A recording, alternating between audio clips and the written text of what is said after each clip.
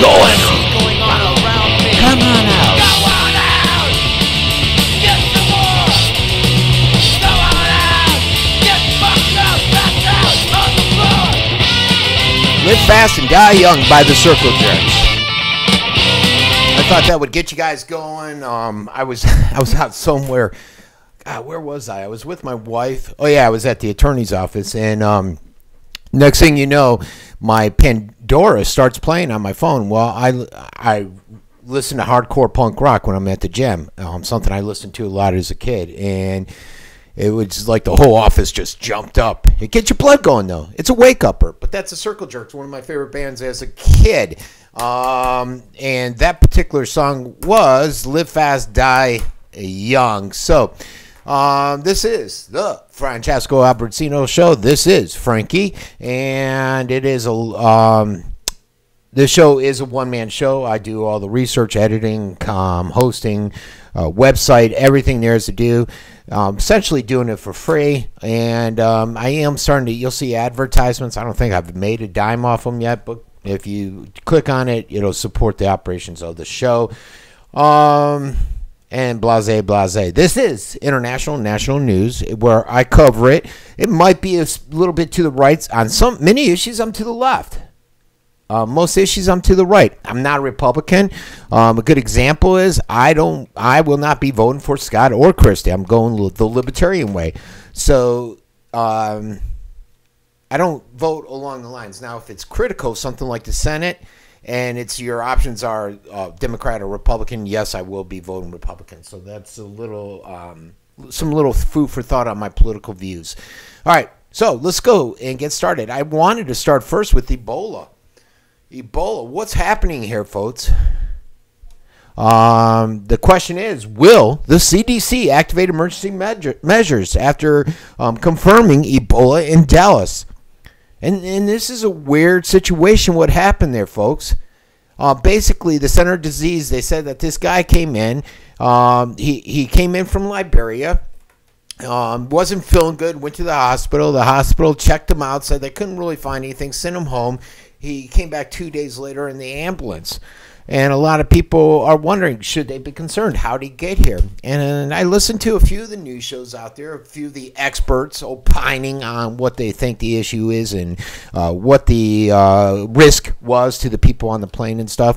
Essentially, what they're saying is that you can't necessarily get Ebola during that 21-day incubation period. Which is basically how long it takes before you start realizing you have the virus. Until symptoms show up, until signs of symptoms show up, you can't really spread the virus. So they basically are coming off that the individuals that were in touch with this individual on the plane and when he came home but did not show the symptoms should be fine. Now, the concern is the individuals, the family members, the friends, the associates of this guy that were around him while he started showing the symptoms. And you have to remember, he went into the hospital once showing the symptoms, so he was around a lot of people there. He came home, then he was sent in the ambulance. They're scrubbing down the ambulance. They're checking that. They're probably taking that ambulance out of commission for a while. They're contacting everyone that was around him to ensure that they don't get it. They'll probably be some type of quarantine for the 21-day incubation period until they see what's going on. And this guy is severely sick from what I'm hearing. But you got to wonder, are we jeopardy here in the United States? You know, they have this patient. He came here. He's over in Texas in Dallas. He's been there for a few days walking around the public. The CDC is going to hold a press conference. They're going to give out more information. But a lot of people are concerned, especially when you got this German virologist that's going around saying that over 5 million people will die from this Ebola virus. Not much of that number is coming primarily out of Africa, where it's at. But that's a concerning number, isn't it, folks? A lot of people are concerned that people are able to make it here. Now, I would think, and call me crazy, I would think somebody coming out of Liberia, Sierra Leone, all these impacted countries would have a very serious look at it. Now, they say at the airports what they're doing is checking you for temperature. If you have a temperature, they're pulling you out. If you're within that incubation period, they don't care because it can't spread, so they think. I'm just one that thinks if you're coming from those countries, there ought to be some extra steps taken to ensure that these people do not have that virus, because it's a deadly virus. Now, the kill rate isn't as high as it normally is with the Ebola, which is in the 90 percentile. I think this one's only in the 60 percentile. But still, it's something we should be more alert to, something we should take more action towards.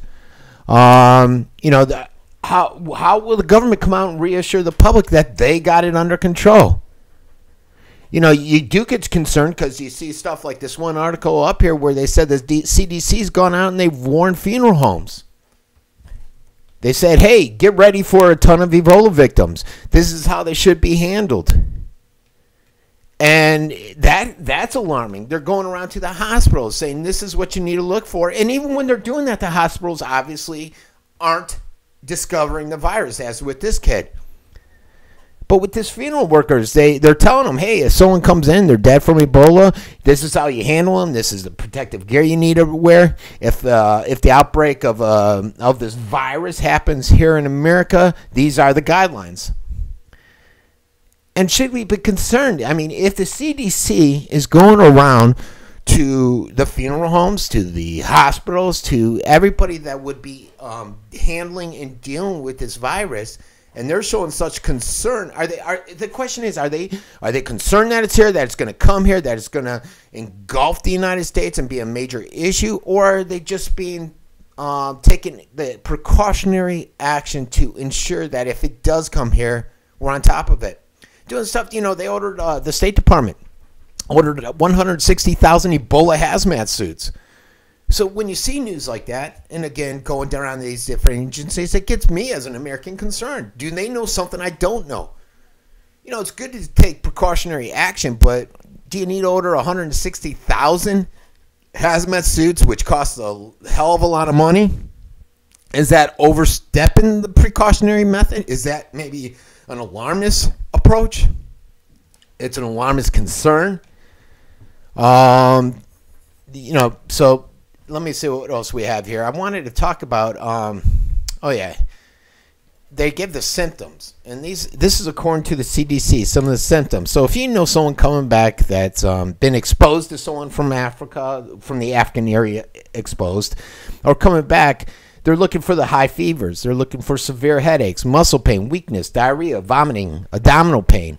But all that it could be any type of illness, folks.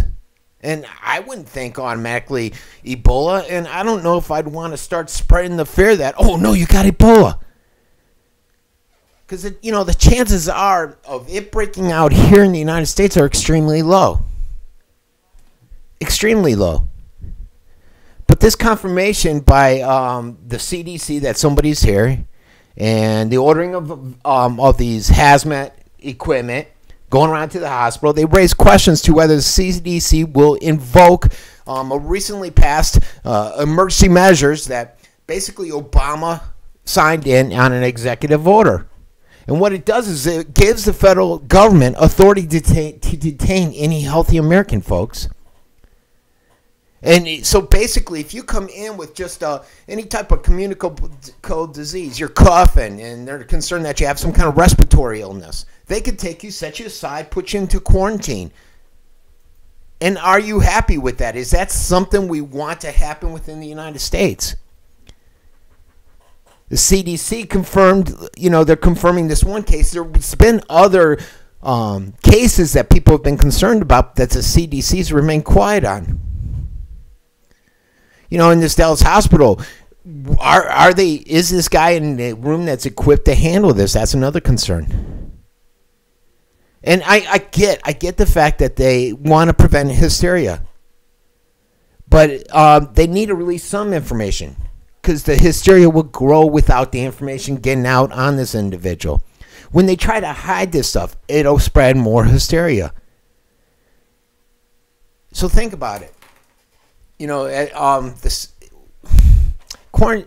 quarantine thing is it's used to separate and restrict the movement of people, and I get that. My biggest fear is that they will use this executive order that they signed to restrict people that don't need to be restricted, to strip us of our rights that should not have been stripped.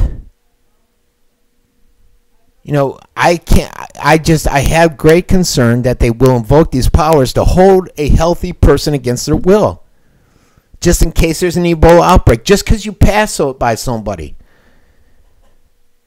And it's warning that the feds may assume too much jurisdiction. They may assume too much control. They may take away too many of our rights.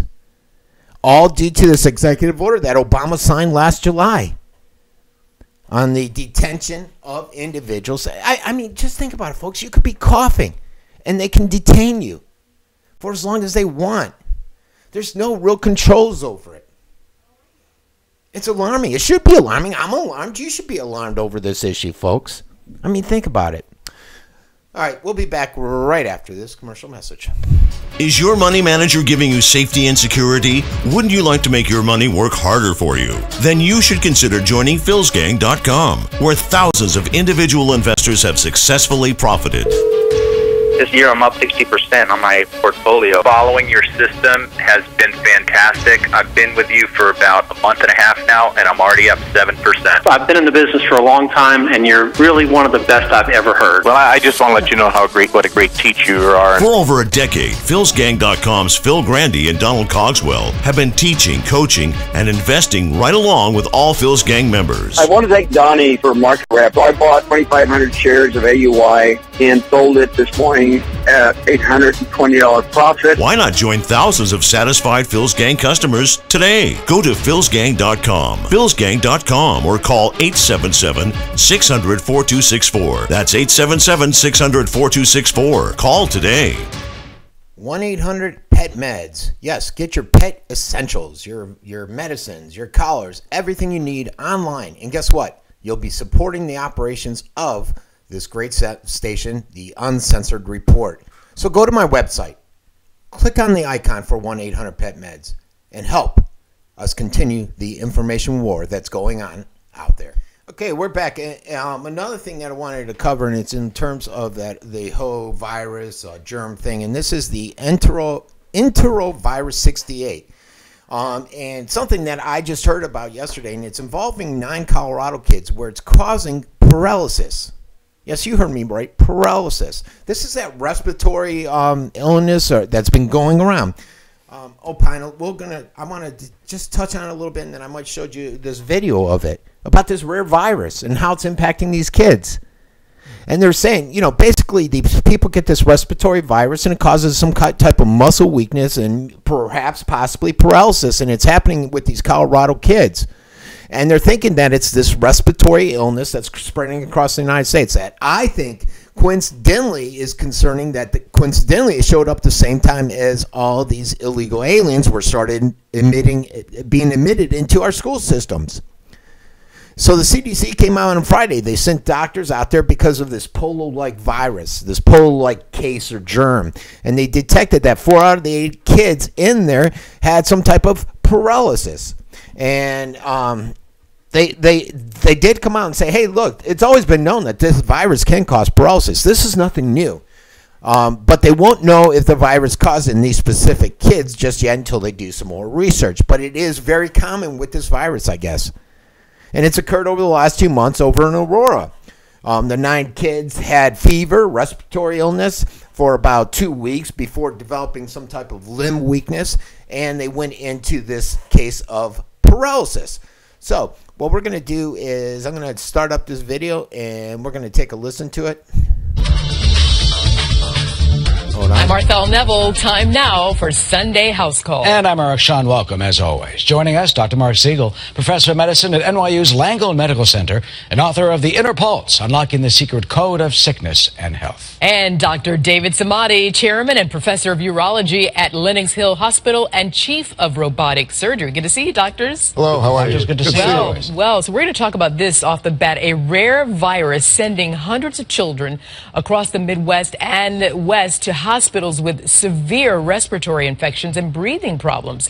Doctors are describing it as a very unusual situation and saying they don't know what to expect. Dr. Siegel, I want to start with you on this one. What can you tell us about this, and how contagious is this? First of all, Arthel, it has now arrived in the Northeast, because we're seeing cases in Connecticut and New York now as well.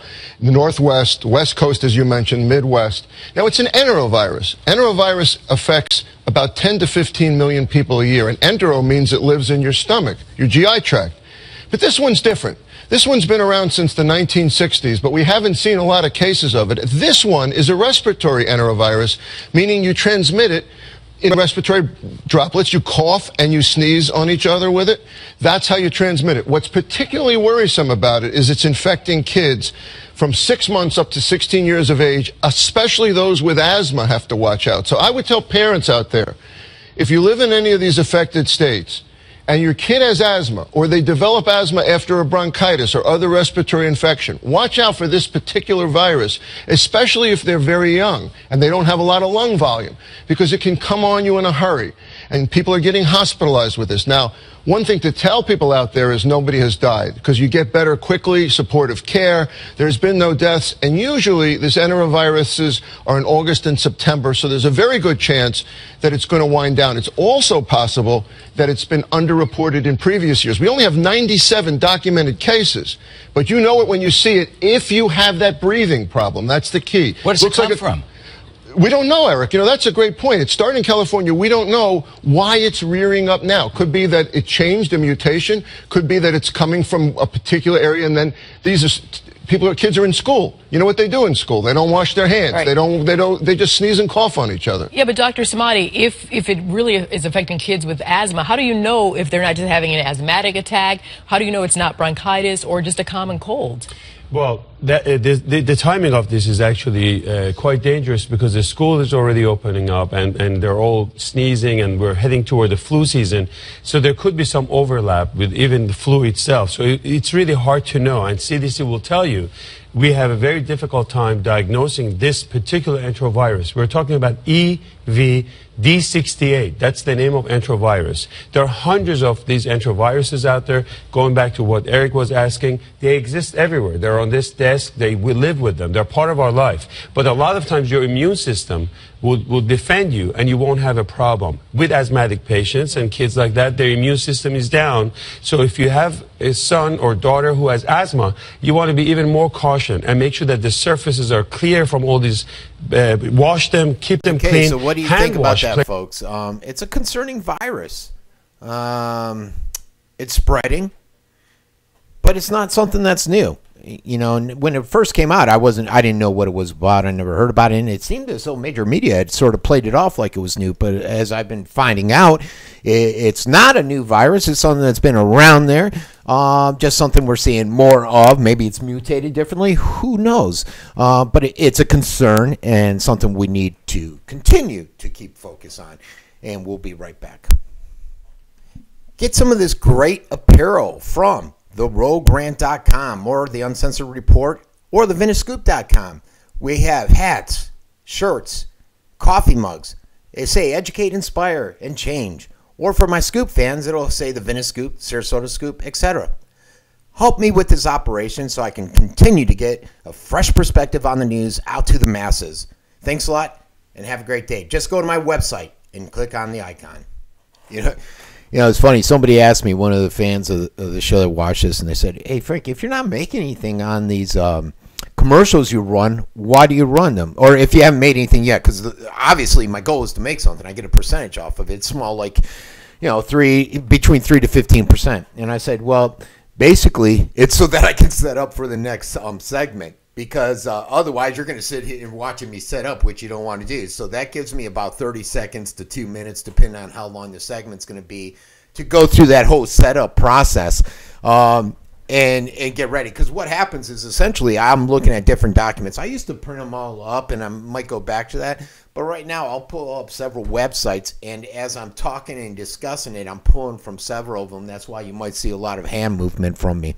What we want to discuss now is Ukraine and how they went out and they toppled this Lenin statue, but statues like this remain in the United States, and we're just going to touch on the socialist communist movements that are out there. And so you got in the Ukraine, you have this nationalist Kharkiv, and it's the second largest city that's out there, and they toppled this huge statue of Lenin. There's photographs of the event taking place. It just happened, I think it was yesterday or the day before yesterday. And throughout the Soviet Union, thousands of similar monuments of Stalin, Lenin, and other communist leaders they're prominent fixtures in just about every Soviet city that it's out there. But interesting enough, many of these tributes to totalitarian oppression are still standing, and they're not being taken down. And you even have them here in cities such as New York City, Seattle. You have them over in London. So they're all around. So why after decades of oppression, do we still see these in statutes commemorating communism, even after it's collapsed? You know, why does it, in the Ukraine, why has it taken so long for Lenin to be removed, to topple the statue? Why did the former communist ruling in Ukraine protect it? And why did they do it for so long? I remember over in certain parts of Russia, when they first fell, a lot of the Stalin stuff was taken down, was stripped away. But now, back to the Ukraine, you got to ask yourself, why is it coming down now? Is it due to the Ukraine nationalism movement there versus Russian belligerence? I mean, what if you look at it, wasn't communism horrendous for the Ukrainian people? I think most of them will tell you that. So why did it take so long to come down? You know, you got this cult of personality glorifying dictators and party leaders, and it's becoming synonymous with fascist and communist regimes in the 20th century. And it was essentially essential propaganda feature of this totalitarian state.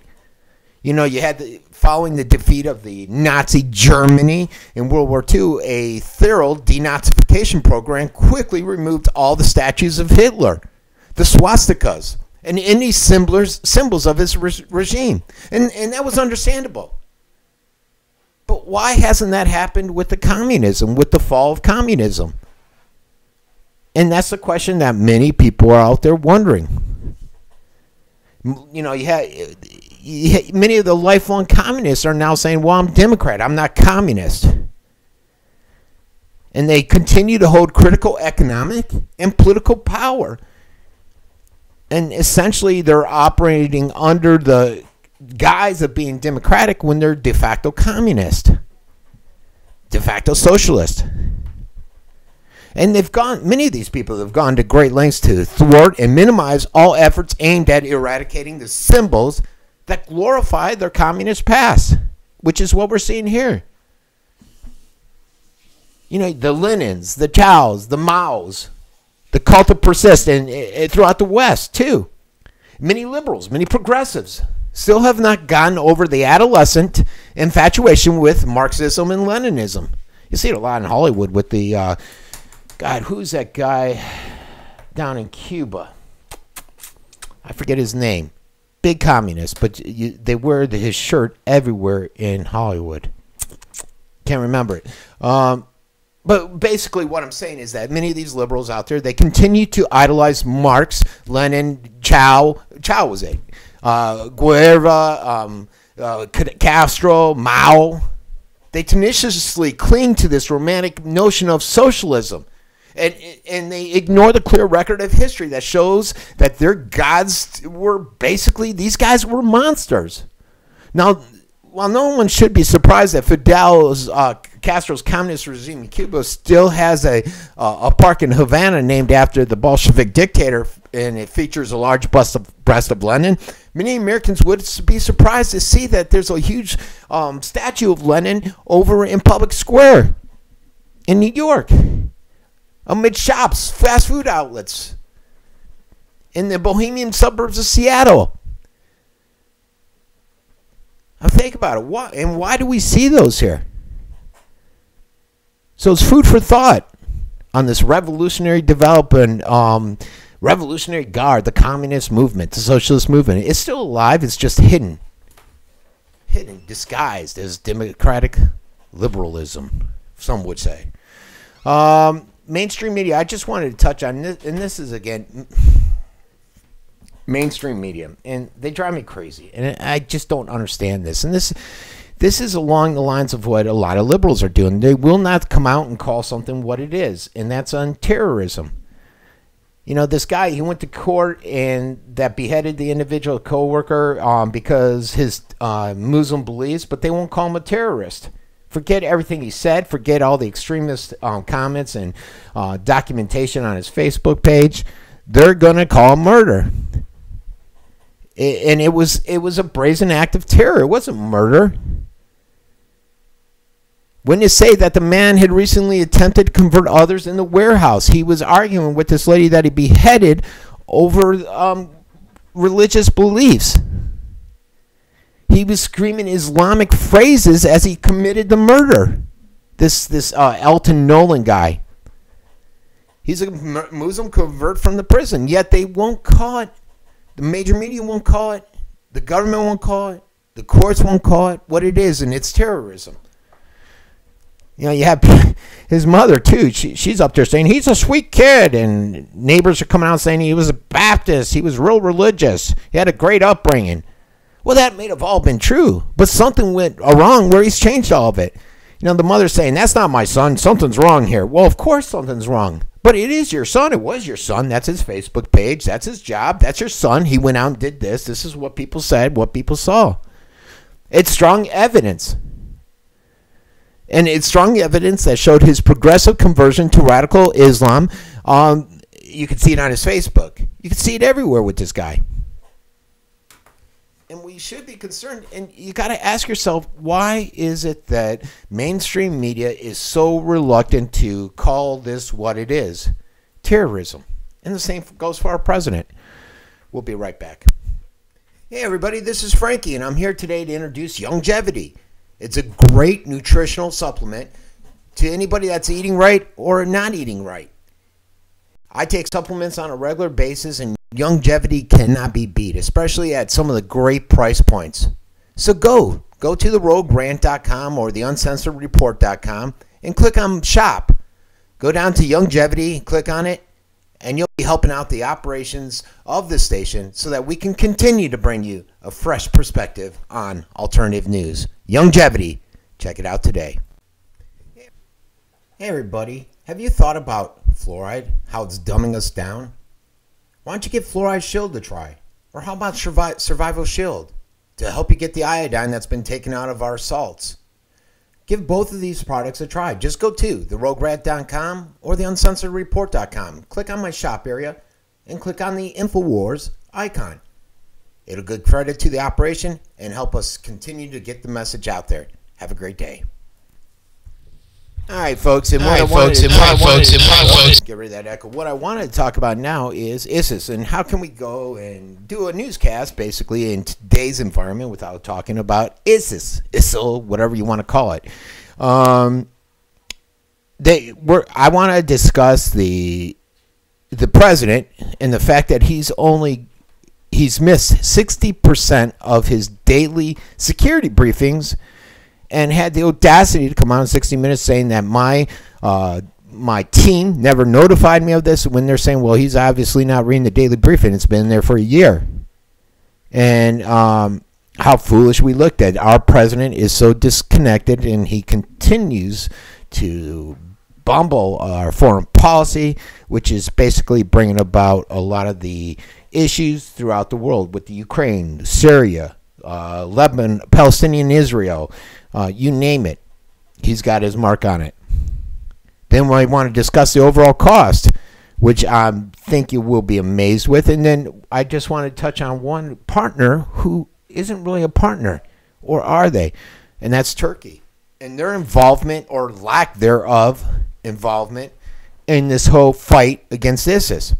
But let's start with Obama, where he's saying we underestimated ISIS. And many intel officials are just blown away by that, because they've said, we've been warning the president for over a year about this. And the main problem is, the reason the president doesn't know about it is because he's missed over half the intel briefings. maybe perhaps that is why the president was comparing ISIS to a JV squad.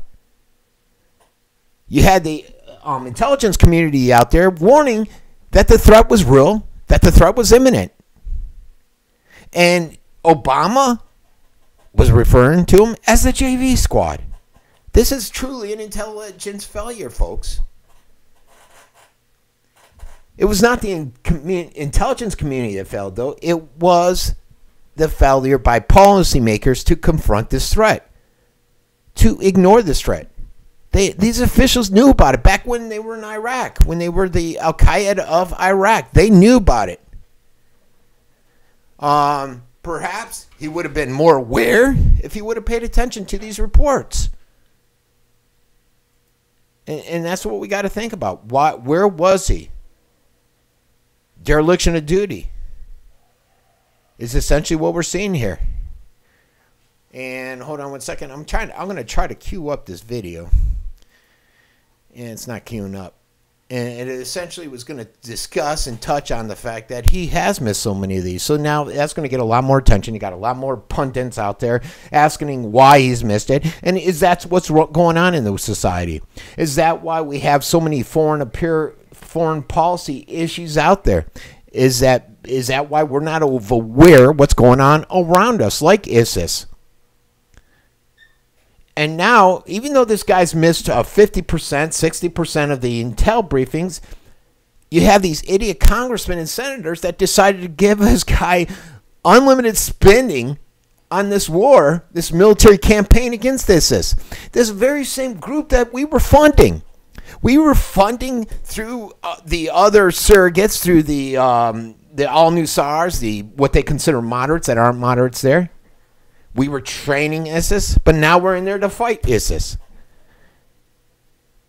The U.S.-led military operation against ISIS is likely to cost us, get this, folks, between $780 to $930 million, and that's at the low side, so nearly $1 billion. And there's figures that have it even higher than that.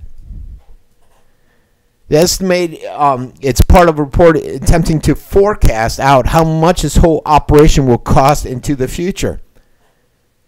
And they said that they had this think tank, some defense experts that came out and they said, hey, we use figures given to us by the Pentagon, and these are the numbers we're coming up with. So basically a cost of $1 billion. But I'm here to argue that it could be more than that. It could be 1.1. It could be 1.8 billion. And that's the monthly cost, not the total cost.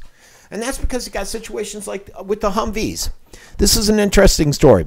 The U.S. has bombed 41 Humvees that were our Humvees. We gave them to the Iraqi government.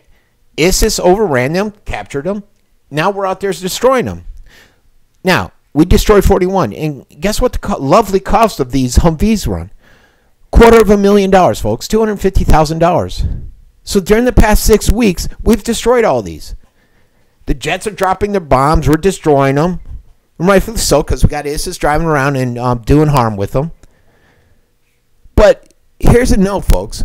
Once the United States destroys the equipment that it is originally supplied to the Iraqi military, more than likely, we're going to have to replace the armored vehicles.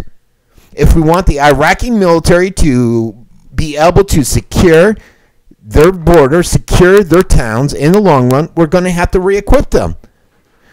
So we take these 41 Humvees at $250,000 each, and how many more are we going to have to replace? And do we want to replace them? I mean, if the Iraqi government had them and they were defenseless against ISIS, why do we want to give them to them again? Obviously, the Iraqi people don't want to fight for their country. So we have to consider this stuff. You know, there's other expenses, too, that are resulting from this ongoing operation in both Iraq and in Syria. You know, the initial assault on Syria used 47 Tomahawk missiles that cost about $1.5 million each. You had the F-22 and other aircraft in there. The F-22 costs about $62,000 an hour to operate. So when the House gets back, you know, right now they're out there campaigning to retain their seats. when they get back, they're going to have to look at all this stuff and look at this cost. You had 273 House reps vote for it. 156 voted against it. 78 senators voted for it, 22 against it. Will we see the same numbers when they look at this overall cost and how it's impacting us, the American public? And will the Americans begin to realize how senseless this is, especially when you got such a silly plan as giving training and equipment to the moderates that have already signed documents, signed agreements with ISIS saying they will not attack them. Yet we're training them to attack ISIS. Does any of this make sense?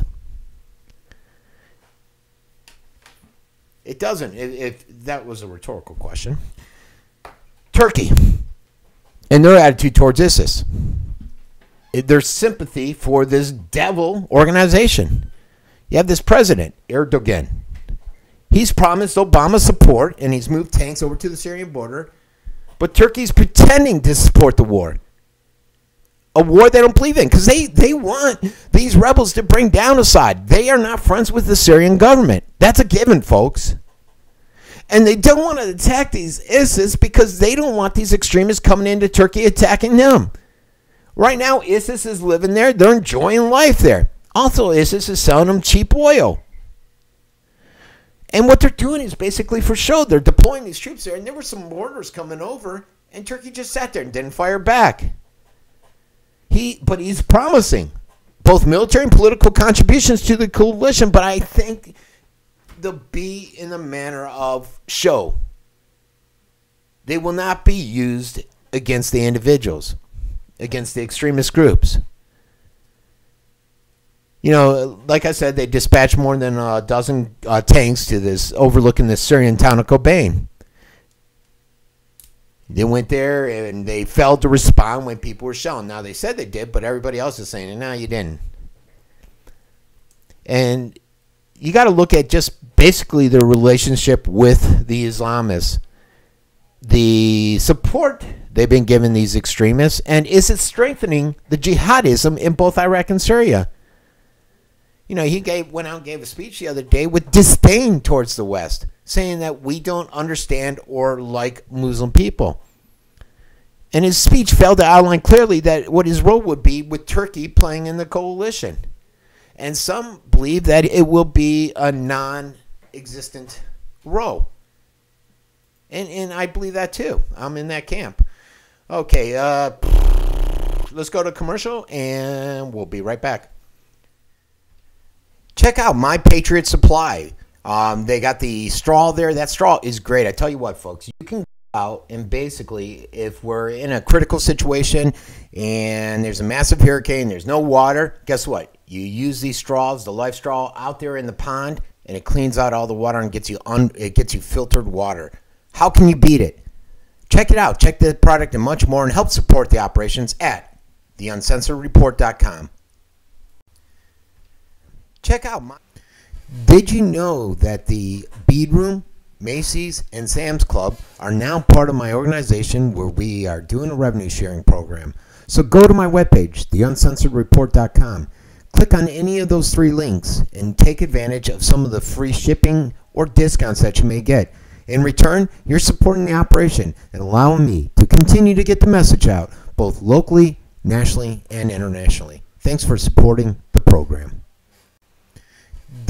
Okay, we're back, and I wanted to talk a little bit about finance, about the Federal Reserve, about the war on the dollar, about the U.S. tax code. Well, why don't we start with this? Europe and China start direct trading in euros and yen as a de-dollarization expands. And if you're a fan of the show, if you watch and listen to the show, you'll know that I've had a great deal of concern over losing our reserve currency status, because I think that will mean that the United States will have to implement austerity.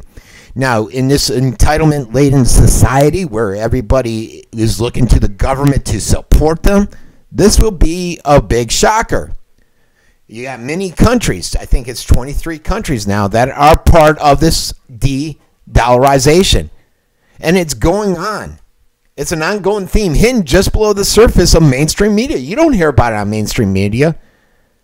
And it's been going on for over a year. Russia and China slowly but surely are attempting to isolate the U.S. dollar, and with good reason, especially in Russia, with all the sanctions against them.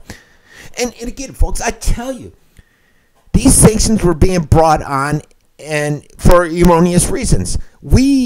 If you listen to this show, if you've seen the documentation, we went out and gave trillions of dollars for the uprising because the Ukraine government would not join up with this European agreement. We sparked and helped finance this uprising. Newland, the assistant ambassador, was heard on the phone saying that this is the puppet government we're going to put in. Lo and behold, that's the puppet government that goes in. Then we have the audacity to get upset with Putin for saying, hold on, I'm going to Crimea, an area that's been part of Russia for centuries, where we have a strategic base. We're going in there. Where many Russians live, we're going in there. As if the United States would not do that themselves. But we sparked all this. We created all this. And we're trying to look like the innocent guys saying, oh, the 4 people there. So you can't blame Russia. Until recently, direct trade agreements between China, bypassing the dollar exchange and bilateral trade, have been with smaller partners.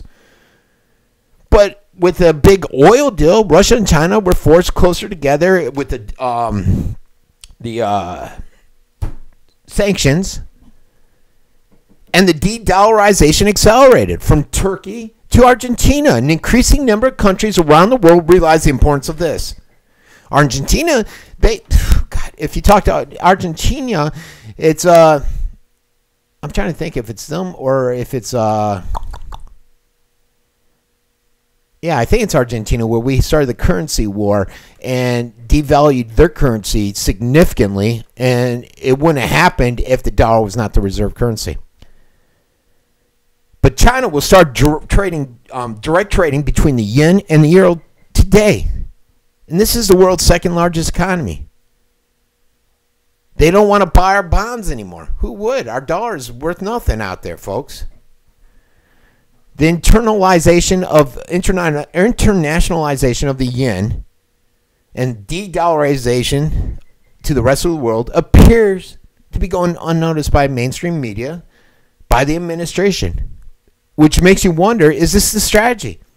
Because, you know, Obama's former chief economist said that once, he said, this is a quote, what once was a privilege is now a burden, undermining job growth, pumping up budgets and trade deficits, and inflating financial bubbles. And he basically advocating losing the reserve currency status to get the American economy on track. But I don't think that will happen. And many economists don't believe that will happen either. Given this analysis, it strikes us today we are in the midst of an extremely rare historical event. The decline of a superpower, the United States. Our geopolitical dominance is in the wane. And that's driven by the historical rise of China from its disproportionate lows and other host of internal U.S. issues. And this is not to say that America's global position is on the brink of collapse, because we're far from that, but the U.S. will remain the greater of just 2 great powers for the foreseeable future. But we need to be concerned about this attack and this de-dollarization. And we're losing our place as a sole dominant geopolitical superpower. And history should suggest that during such shifts, geopolitical tensions structurally increase. And if this is the case, indeed the case, then the markets might have to price in a higher degree of geopolitical risk for the years ahead. And so we should be focused on that. Now, the central bank, they're basically a financial terrorism. You know, by a continuing process of inflation, governments can confiscate, they can secretly and unobserved an important part of the wealth of their citizens. They can just take it away from us.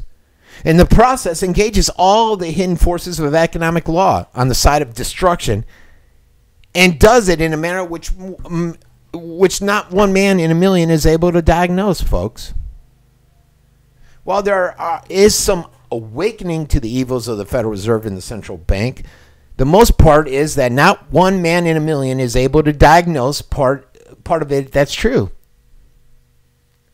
So I wanted to take a look at two facets of which this common style, centrally planned, central banking system is impacting our lives. And one is it's destroying our living standard.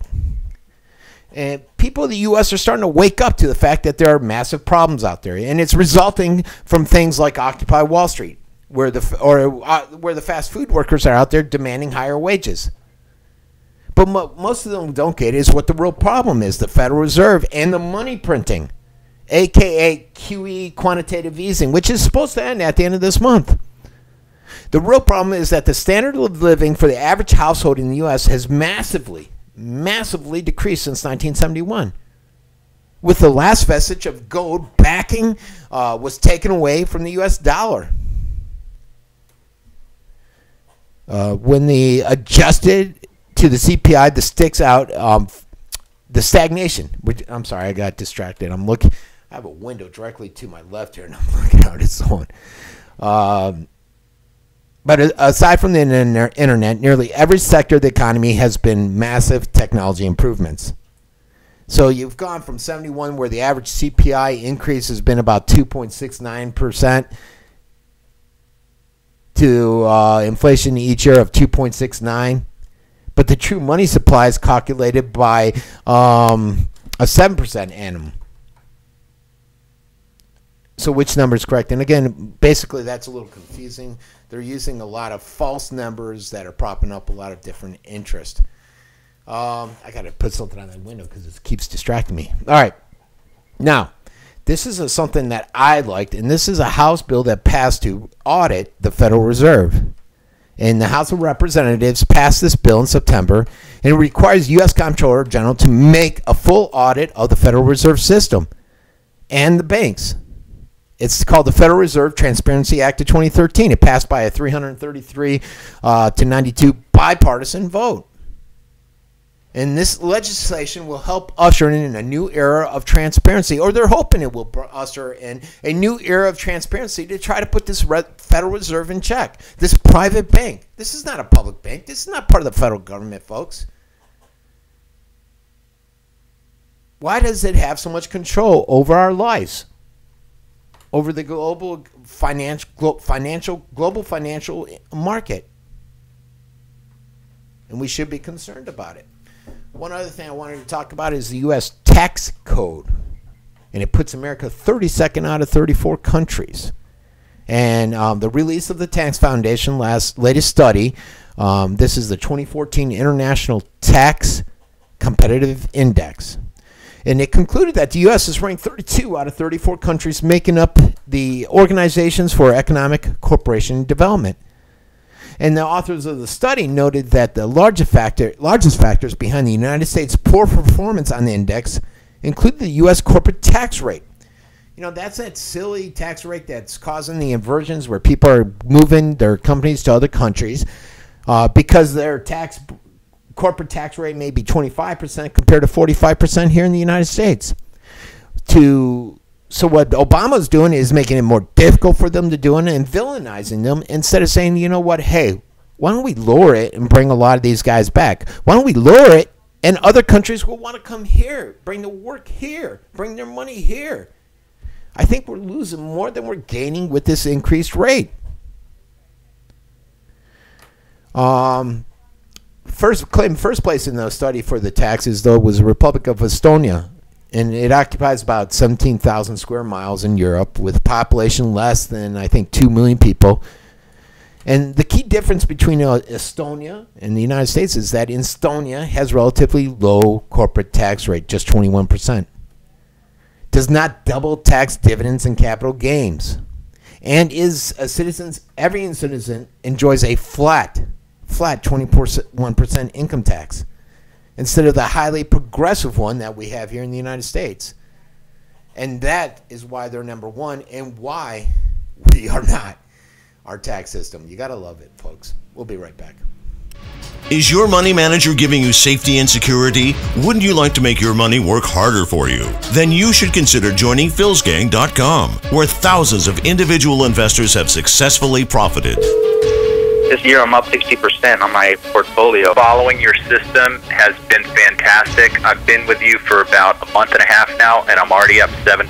I've been in the business for a long time, and you're really one of the best I've ever heard. Well, I just want to let you know what a great teacher you are. For over a decade, PhilsGang.com's Phil Grandy and Donald Cogswell have been teaching, coaching, and investing right along with all Phil's Gang members. I want to thank Donnie for Market Wrap. I bought 2,500 shares of AUI and sold it this morning at $820 profit. Why not join thousands of satisfied Phil's Gang customers today? Go to philsgang.com, philsgang.com, or call 877-600-4264. That's 877-600-4264. Call today. All right, and whenever you can, check out philsgang.com. They're a major sponsor of my program, especially on Saturdays. Sorry about that distraction. So check them out whenever you can, philsgang.com. He goes live at 9 a.m. and 3 p.m. at philsgang.com. Now, real quick, I just wanted to touch on North Korea and how they're admitting now that Kim Jong-un is ill for the first time. And this guy's a nut job. His father was a nut job. They got the nuclear capability. They're always threatening it. This whole authoritarian regime is out of control over there. They've been out of control for years. But North Korean authorities admit that for the first time that Kim was suffering from uncomfortable physical conditions. And they issued a brief statement basically saying that he fell too pure to a few sessions because of this illness that's been going on for about a month.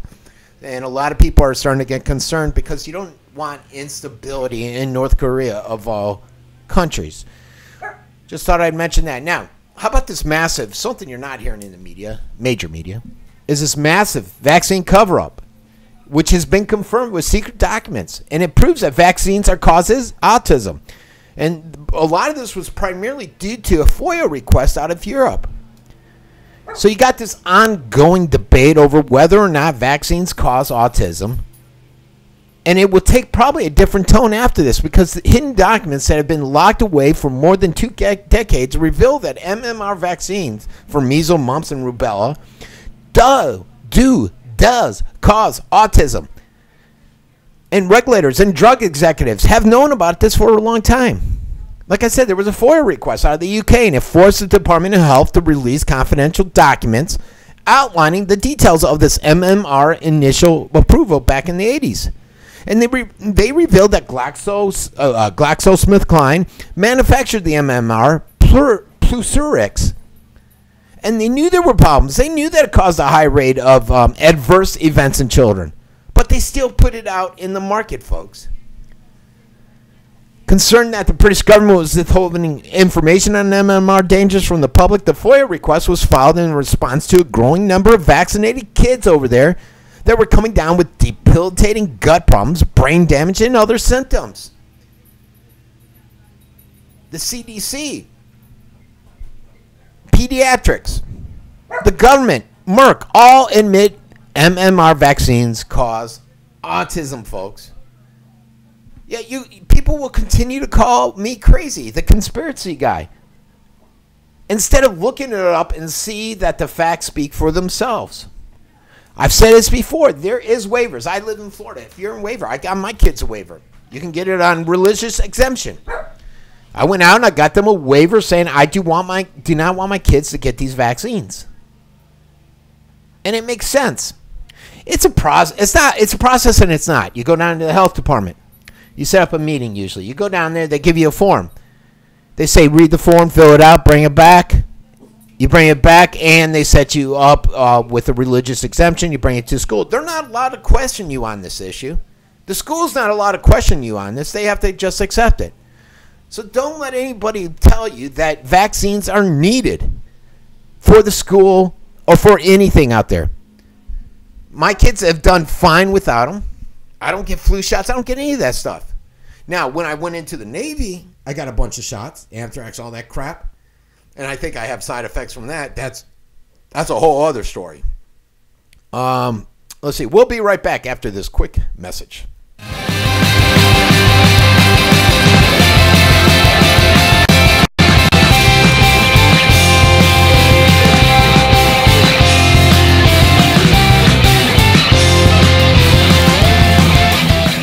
now I'm going to play a rogue rant that I put out, I think, yesterday or Monday. And it's essentially about, God, I don't even remember what this rant was about. It was about race. The race baiter in chief, Obama. So we're going to play that for a few minutes. Let me get it queued up.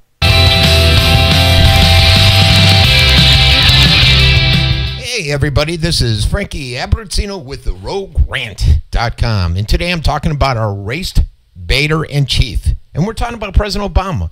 For some reason, this character believes that the color of a man's skin is far more important than the content of their character.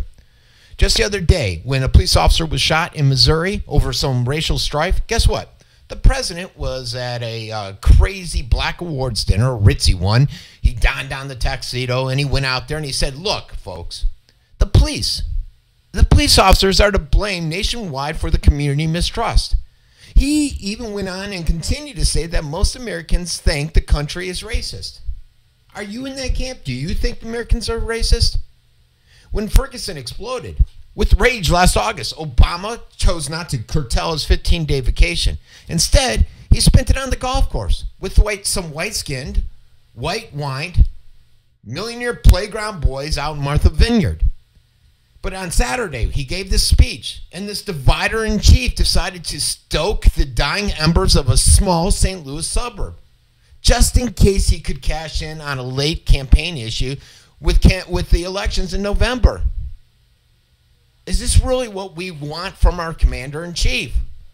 Instead of using this event to talk about optimistically about race in America with a slew of prominent black lawmakers, lawyers, and entrepreneurs, Obama, he decided to come out and play the race baiter-in-chief, saying that most Americans believe America's racist, citing everything from enforcing drug policy to applying the death penalty to pulling people over.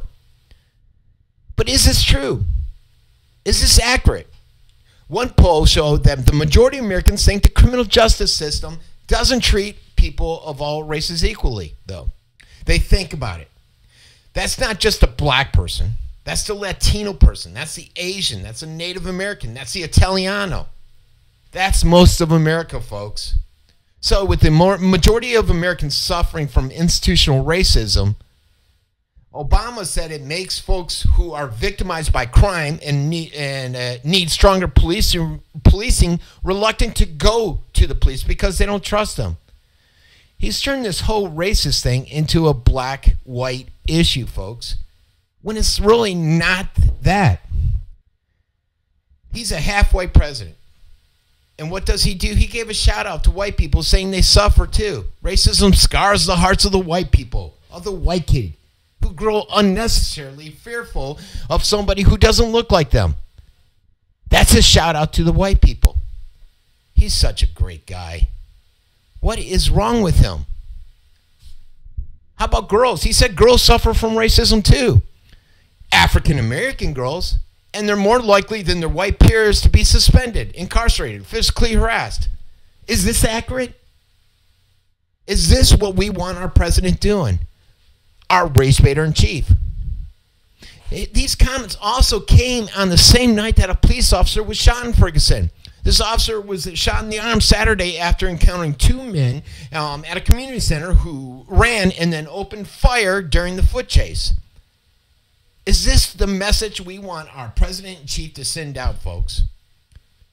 Rather than talking about uniting races for America, Obama just sits up there and says it just keeps getting worse and worse. And that is just what he wants it to be, folks. For only dividing Americans by race, sex, and class can his pessimistic worldview take that's hold. Basically it, folks. Then Hold again, on 1 second. Voters. I cut it off too early by accident. I thought I could make some type of transition there. All right. That's today's show. That's today's Francesco Abbruzzino show. You can see this show up on the site until tomorrow, and visit theroguerant.com, which is on the same site. That just gives you directly to where my rant page is. The Scoop Radio Show.com brings you directly to my weekend show. You can also catch all the latest headlines, international or my Scoop related ones, on the same website. The uncensoredreport.com, the Francesco Abbruzzino Show.com, you name it, you.com it, we're there. All right, for Frankie, this has been another show. I will see you tomorrow at 11.